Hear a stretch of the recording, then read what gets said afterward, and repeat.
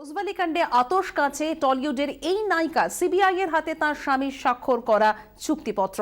স্ত্রীকে জেরার আগে তাই তার স্বামীকে তলব করতে চায় সিবিআই। আগামী সপ্তাহে টলিউড কাঁপানো অভিনেত্রী সিঙ্গাপুর প্রবাসী স্বামীকে জেরা করতে চায় কেন্দ্রীয় গোয়েন্দা সংস্থা।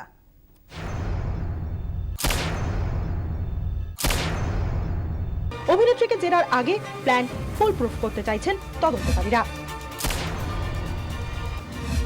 রোজভ্যালি কর্তা গৌতম কুণ্ডু ও নায়িকার স্বামীর মধ্যে চুক্তিপত্রটি সই হয়। এই দুজন ছাড়াও চুক্তিপত্রে সই আছে রোজভ্যালির আরেক ডিরেক্টর লক্ষ্মীনারায়ণের। রোজভ্যালির বিদেশি বিনিয়োগের বিষয়টি দেখতেন লক্ষ্মীনারায়ণকে আগেই জেরা করেছে সিবিআই। জেরায় তার দাবি, নায়িকার স্বামী ও গৌতম কুণ্ডুর মধ্যে হওয়া ডিল আদতে ভুয়ো।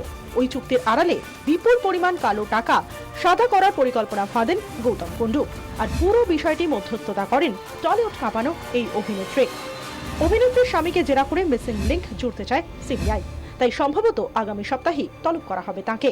স্বামীকে জেরা করে স্ত্রী পর্যন্ত পৌঁছানোর প্ল্যান পাকা করে ফেলেছেন গোয়েন্দারা। ব্যবসায়িক চুক্তি, গৌতম কুণ্ডুকে জেরায় মেলা তথ্য, লক্ষ্মীনারায়ণের বয়ান ও অভিনেত্রীর স্বামীর বক্তব্য, এই চার অস্ত্রেই নায়িকাকে ঘায়েল করতে তৈরি তদন্তকারীরা। 24 ঘন্টার জন্য সৃজন মণ্ডলের রিপোর্ট, ভুবনেশ্বর।